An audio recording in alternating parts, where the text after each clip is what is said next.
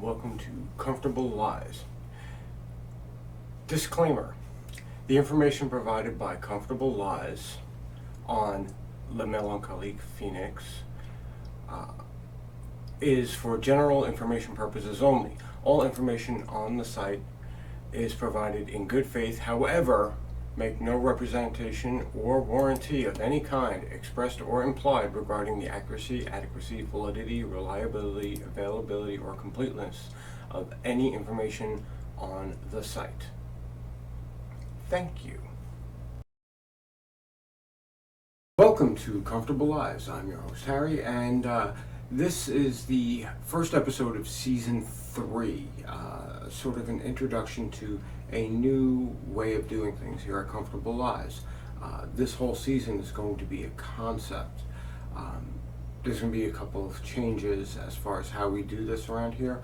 I'm going to try to make the Comfortable Lies episodes a little shorter and more concise for easier absorption from the audience. I can prattle on for hours and hours and hours, and for the most part I'm finding that most people aren't making it past 10-15 minutes. So I'm going to follow the information and do what my market research is telling me and make my videos 10 to 15 minutes so that everyone in the audience has the opportunity to get to the point.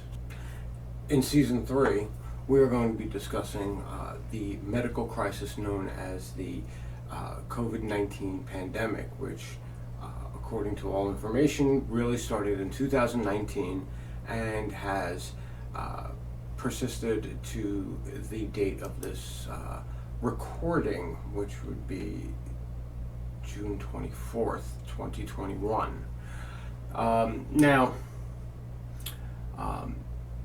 This being said, new information is coming to light on a daily basis as far as what happened, what the officials actually knew as opposed to what they told the people. So some of this stuff may end up becoming outdated, and I'm sorry for that. But that's the way the truth works, right? So I'm going to start off this season with the next episode discussing the official narrative from the federal government of the United States of America, the official narrative from mainstream media, and what was said around the globe as far as officially what was going on from the early days up until present, and who the big players, what they had to say at the beginning of this as opposed to now.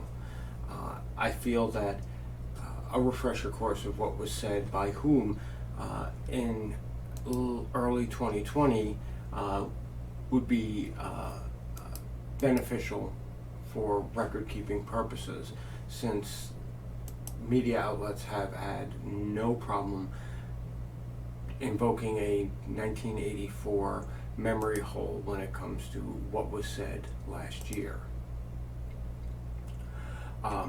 Then we're going to go into how the discussion socially was handled, or mishandled would be a better term, where the discussion was framed, and the way the discussion was framed, and how it led the discussion to only follow the narrative, and what was happening to dissenting voices, whether they be individuals on social media or medical professionals that had real experience in the scenario, and how they were subsequently silenced for not following what the United States government, the UN, and mainstream media were spreading as the irrefutable truth.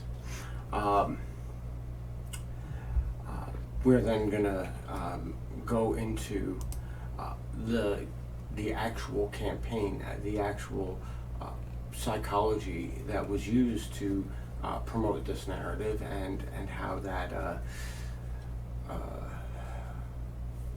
how well that worked. And it's not something I haven't covered in the past, but I feel it needs to be constantly refreshed, because apparently people just don't get it. I believe it was Mark Twain who said, it's easier to fool a man than to convince him that he's been fooled. And that seems to be standard for where we're at right now.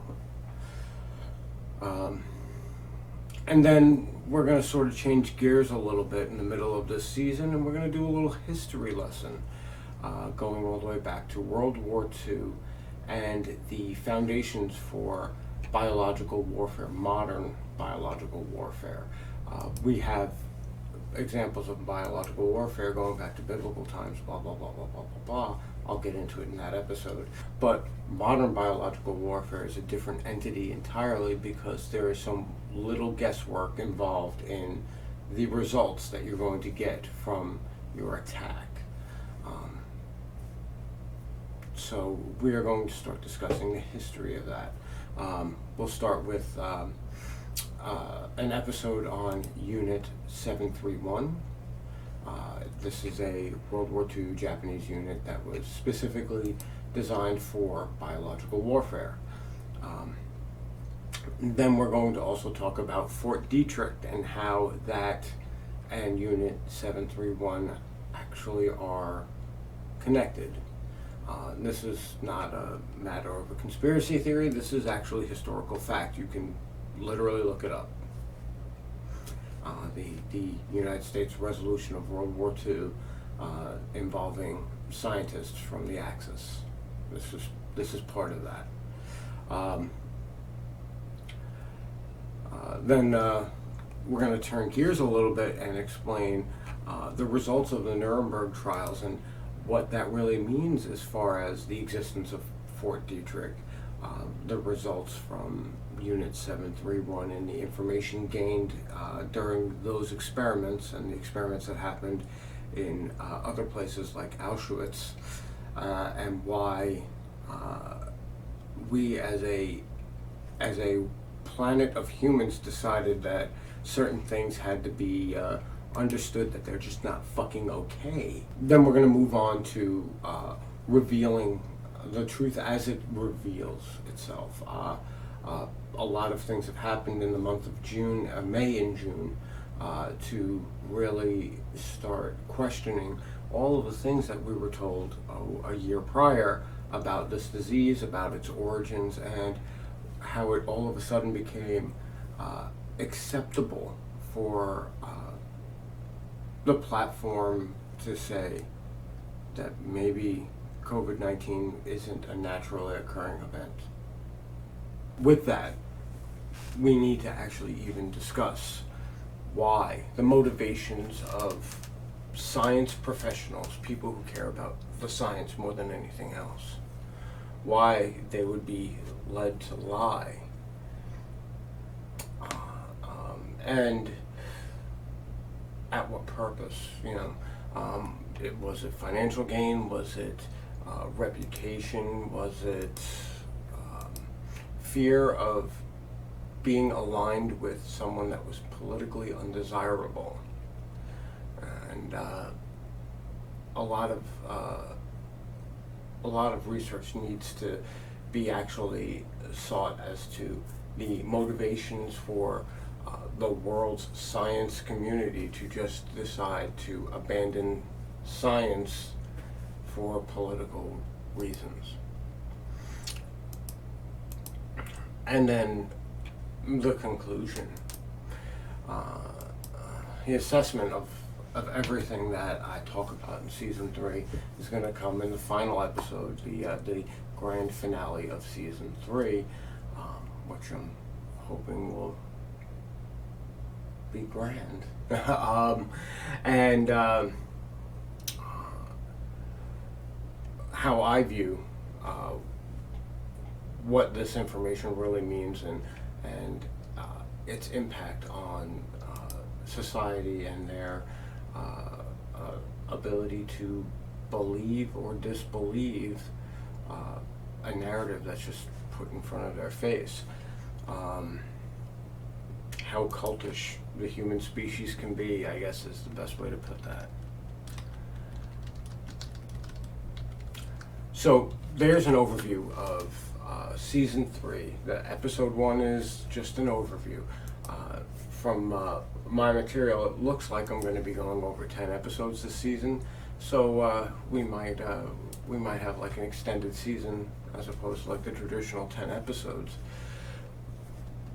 But time will tell. Because, well, I kind of, roll with the punches, right?